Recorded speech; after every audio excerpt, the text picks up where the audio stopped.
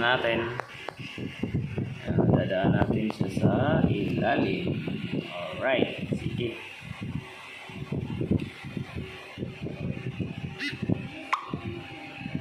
Hindi na baling medyo mabagal, pero sabi nga, slowly but surely. No? So, be sure na hindi naipit yung kanyang wire. Kasi kung naipit yan, may tendency po na mag-ground yan at masira yung inyong motor.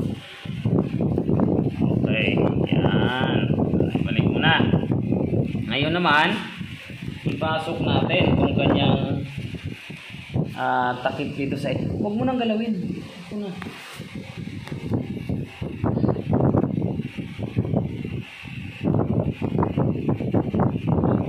Yan. May helper ako dito. Yung aking anak.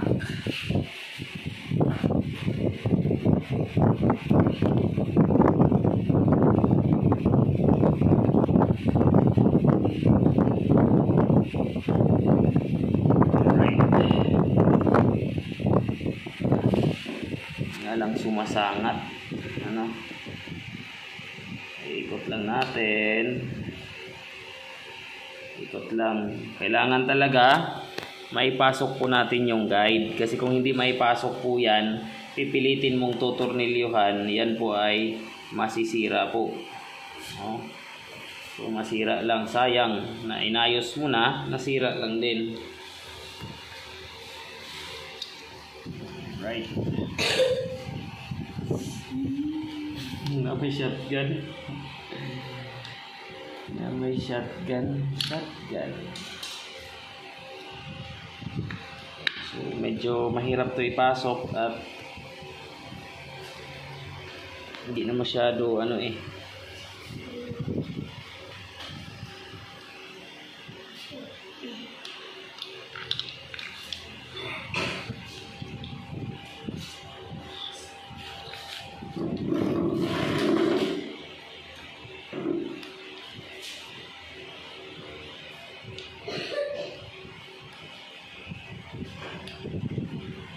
Lang maipit.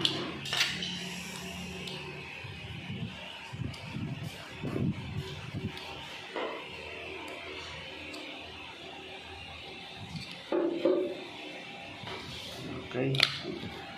So pahirapan pagpasok natin kasi nga ano, hindi makapasok yun sa kanyang guide. Anyway,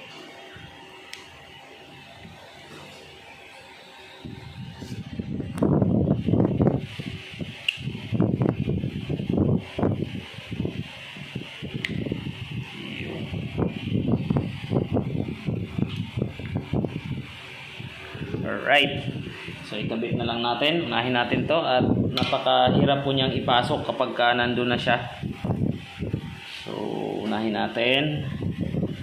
Ayan, tatlo po yung ating screw dito.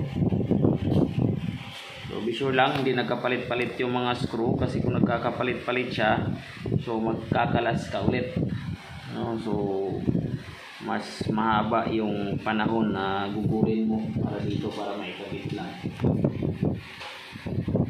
Now, hipitan muna natin.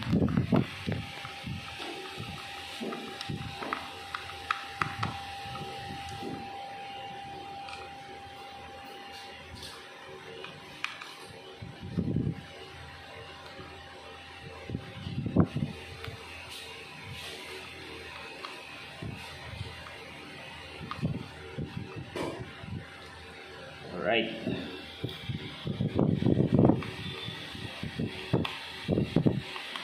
Wala kasi tayong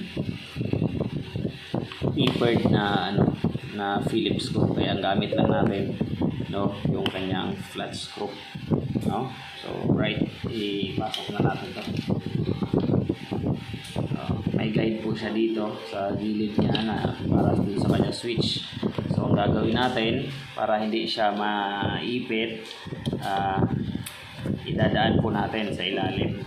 Ayan. Alright.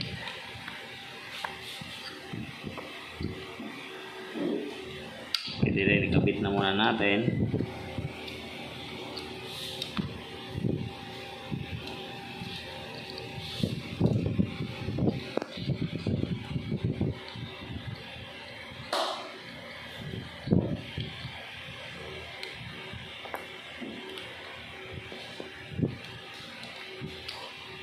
No? Hindi po tayo ganun ka-master nito ha, at hindi man talaga ito yung trabaho natin, pero alam po natin, at least sana po makabigay din po tayo ng kunting kaalaman, no, dun sa mga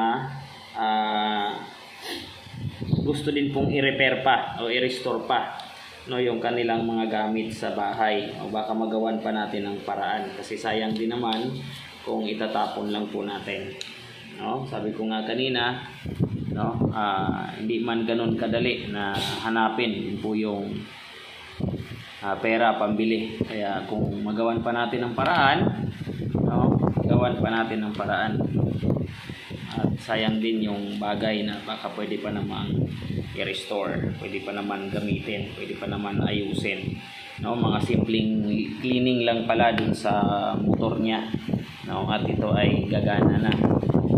So mamaya ipapakita ko po sa inyo, no, ite-testing po natin kung papaano, no, papaano po gumana.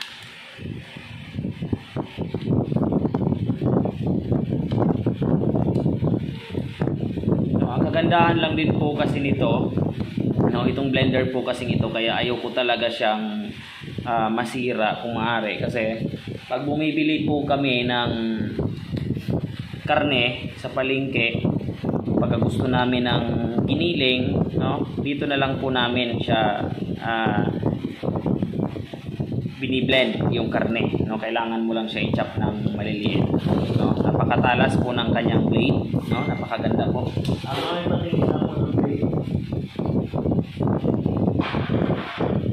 Ito po yung blade niya, no. So napakatalas po.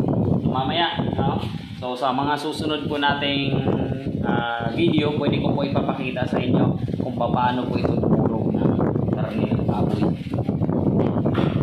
Pwede din po siya, ginagawa namin yung fruits po sa umaga, pwede din po natin siya i-blend, no. So right, nandyan na po yung switch natin, nakakabit na po yun. So double check natin, nakakabit na po yung dalawang linya, nandito na po yung switch natin. Isaksak po natin, no? Saksak po natin. Kikita mo na. So, isaksak po natin dito. Ayan, nakasaksak na po. So, ito po ay pipindutin lang po natin yung kanyang switch. Hawakan natin, of course. Ayan. Kita niyo po. Gumagana na siya. So, successful po ang ginawa natin, no? So, i-assemble ko na lang po sa mga susunod pa po nating video. Bye-bye.